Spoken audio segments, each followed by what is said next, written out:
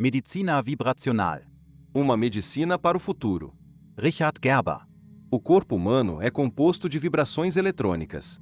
Cada átomo e elemento do corpo, cada órgão e organismo tem sua unidade eletrônica de vibração necessária à manutenção e ao equilíbrio desse organismo específico.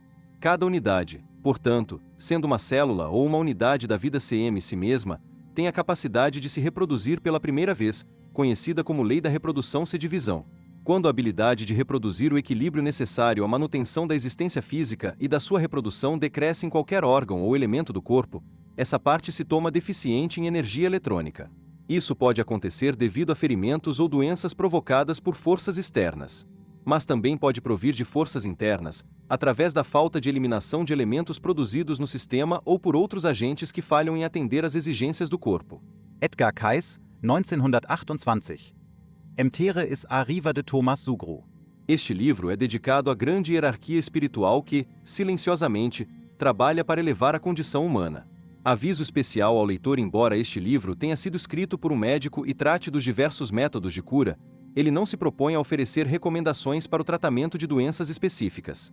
Este livro discute os mecanismos de várias terapias alternativas que talvez se revelem eficazes como tratamentos acessórios às abordagens médicas convencionais.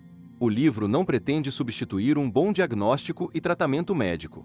Sugerimos, portanto, que antes de tentar fazer uso de qualquer das terapias mencionadas neste livro, o leitor procure a ajuda de um médico formado ou de um profissional da saúde para diagnóstico, tratamento e orientação na escolha das modalidades terapêuticas específicas. Richard Gerber, MD. Agradecimentos. Este livro é resultado de mais de 12 anos de leituras, estudos, pesquisas e sondagem interior. Embora muitos cientistas, físicos e eruditos sejam mencionados ao longo do livro, houve uns poucos que influenciaram profundamente as minhas ideias. Essas pessoas excepcionais e seus escritos proporcionaram-me grande inspiração e discernimento, o que estimulou o meu próprio pensamento criativo e a elaboração dos meus modelos. Sua influência sobre mim foi suficientemente grande para alterar de forma irreversível a minha percepção de mim mesmo, da humanidade como um todo e do universo. O vasto reino físico constitui apenas uma pequena parte de uma realidade multidimensional muito maior e mais assombrosa, sobre a qual, na qualidade de seres humanos, temos infinitamente mais controle do que pode parecer à primeira vista. Ao ajudarem a mim e as outras pessoas a começarem a apreciar as ilimitadas fronteiras do potencial humano, especialmente no que diz respeito à esfera das curas, essas pessoas extraordinárias ajudaram a pavimentar o caminho à minha frente. Eu gostaria de agradecer as seguintes pessoas pelo soitrap al pioneiro e por suas palavras inspiradoras.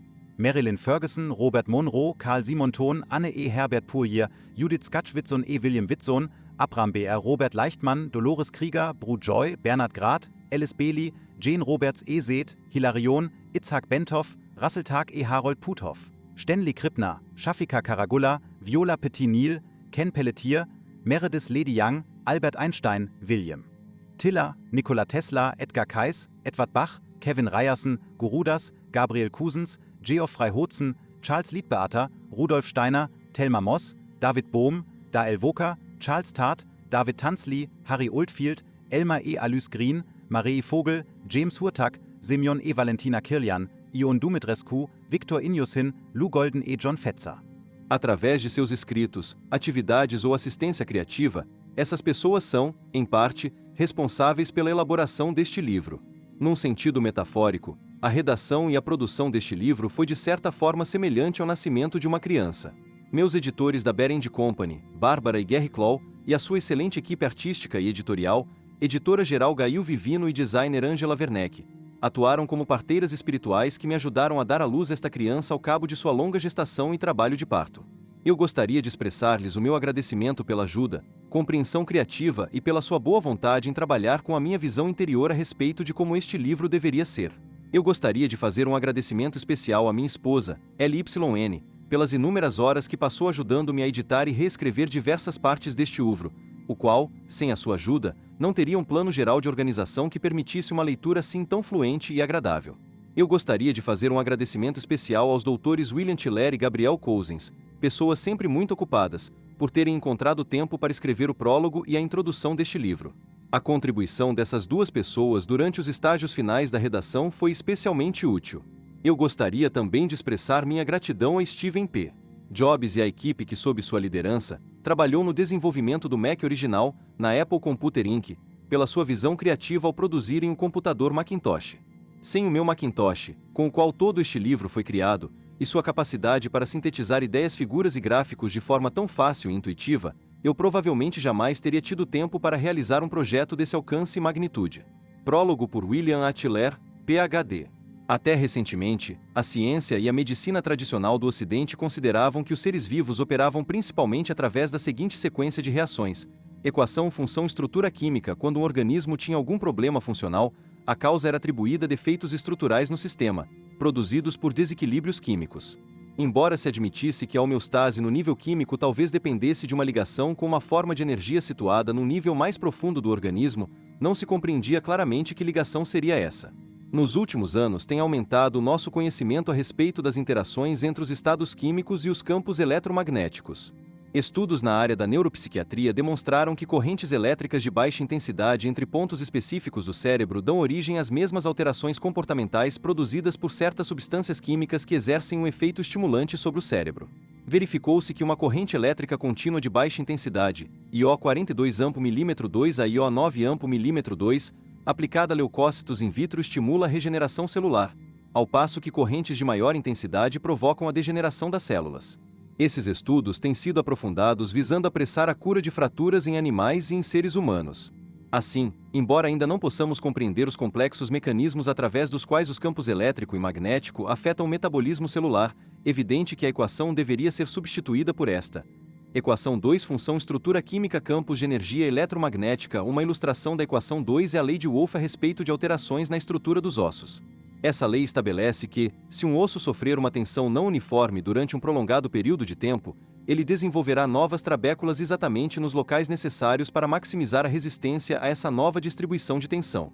O campo de força físico manifesta-se nas fibras e no colágeno, ambos os quais são piezoelétricos, de modo que se produz um campo eletrostático com direção e polaridade específicas. Esse campo eletrostático, juntamente com as microcorrentes associadas a ele, faz com que os íons e coloides se redistribuam pelos fluidos corporais e migrem para os locais específicos nos quais se inicia a aglomeração e a gelificação. Essas novas estruturas semissólidas amadurecem, calcificam-se e, finalmente, dão origem às microestruturas que constituem as trabéculas. Pode-se prontamente imaginar tensões mais sutis, de natureza mental ou emocional, desencadeando a sequência de reações precedente. A equação 2 tem o óbvio defeito de descuidar dos efeitos mentais. Sob hipnose, o corpo humano tem realizado proezas verdadeiramente notáveis de força e resistência, o que demonstra a existência de um elo inconsciente entre a mente e a estrutura. No Aikido, no Zen e na prática da Yoga existe um elo consciente entre a mente, de um lado, e a estrutura e a função, do outro. Estudos recentes na área das técnicas de biofeedback demonstram que a mente pode não apenas controlar diversas funções anatômicas do corpo, tais como a dor e a temperatura da pele, como também ajudar a curar o organismo. Por fim, em outra frente, a moderna psicoterapia demonstrou que certos tratamentos químicos podem influenciar os estados mentais e que certos tratamentos mentais podem influenciar os estados químicos. A questão é que os campos mentais constituem contribuições adicionais que deveriam ser colocadas no lado direito da reação em cadeia representada na equação 2. Outros campos, cuja natureza ainda não está claramente determinada, também parecem desempenhar um papel nessa reação em cadeia. Agrupemos todos esses fatores sob o título Campos de energia sutil e reescrevamos a equação 2 da seguinte forma: Equação 3 Função estrutura química campos de energia sutil campos de energia eletromagnética. A equação 3 é uma razoável representação de um organismo vivo, de uma célula ou de uma membrana.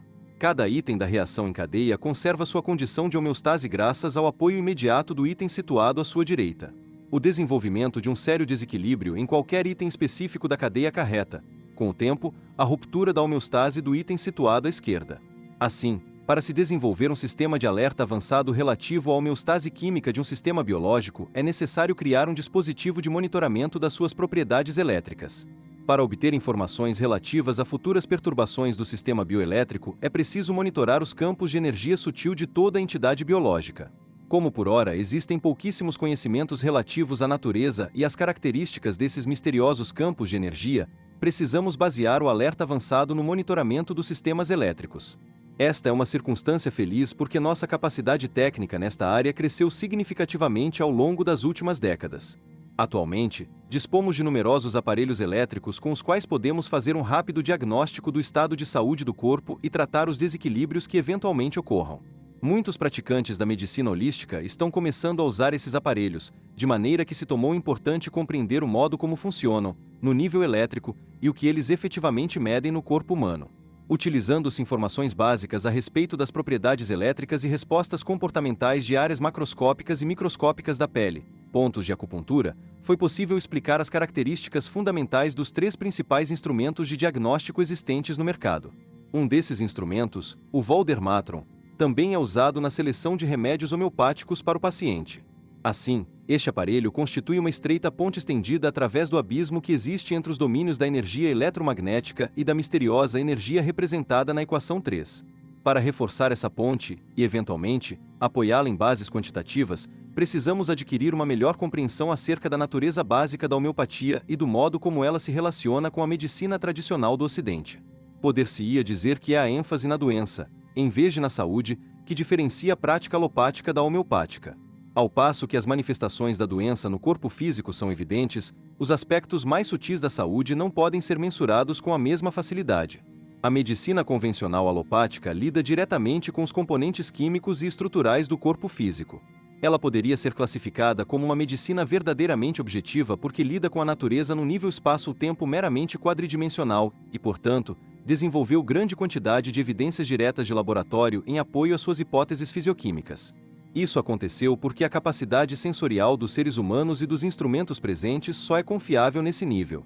A medicina homeopática, por outro lado, ao lidar diretamente com as substâncias e energias do nível seguinte, mais difíceis de detectar, intervém diretamente na química e na estrutura do corpo físico. Atualmente, existem várias razões para que ela seja considerada uma forma de medicina objetiva. 1. Ela lida com um tipo de energia que pode ser fortemente perturbada pela atividade mental e emocional dos indivíduos e 2. Não dispomos de nenhum equipamento de diagnóstico que possa apoiar as hipóteses dos médicos homeopatas. A construção de uma base científica para a homeopatia tem como ingredientes essenciais não só uma estrutura teórica, como também a criação de laboratórios experimentais para o estudo das energias sutis. Uma pressuposição relativa ao primeiro ingrediente pode ser testada através do segundo, de modo que podemos recorrer a um processo bootstrap para avançarmos aos poucos rumo à nossa meta. Assim, a equação 3 precisa ser alterada para a seguinte forma: estrutura positiva físico, química campos de energia espaço, tempo eletromagnética função campos de energia sutil estrutura negativa campos de energia espaço, tempo etérica, química magnetoelétrica. A medicina alopática atua na via de cima, entre os campos de energia sutil e o estado funcional do ser humano.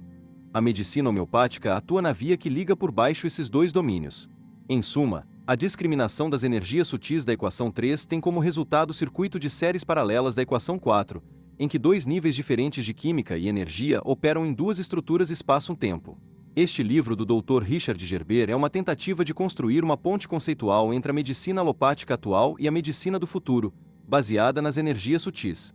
Trata-se de um livro abrangente e que procura estabelecer uma perspectiva qualitativa e um tanto especulativa. A pessoa não precisa concordar com todos os detalhes que constam do livro para apreciar sua síntese global.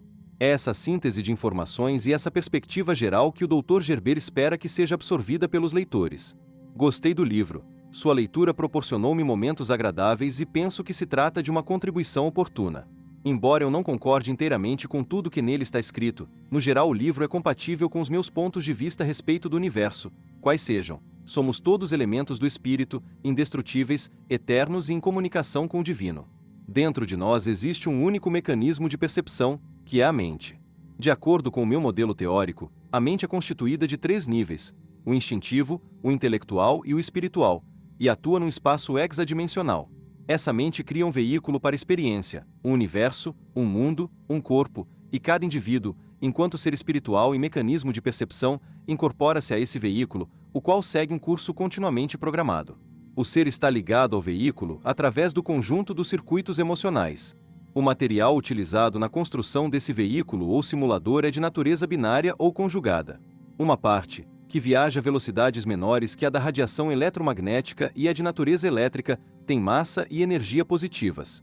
Ela constitui a parte física do simulador.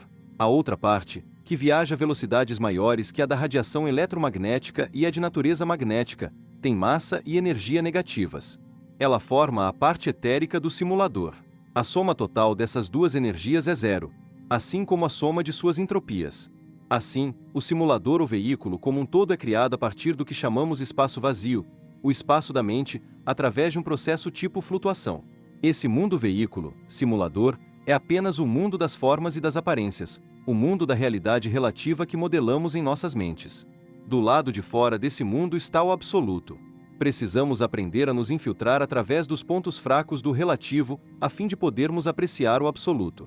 Todavia, todos os que lerem este livro estão presentemente no simulador. Assim, quando falamos de saúde holística e de uma nova medicina, essa tem de ser a medicina desse material, do material que constitui o simulador. Nós acumulamos um grande conhecimento a respeito de um aspecto do material que constitui o simulador, o físico, mas sabemos muito pouco acerca da sua parte conjugada, o etérico. Agora é o momento de começarmos a estudar seriamente o etérico e a desenvolver uma ciência do material etérico para compensar o atual desenvolvimento das ciências físicas. Este livro constitui uma contribuição significativa para a nova consciência necessária para secundar essa empreitada.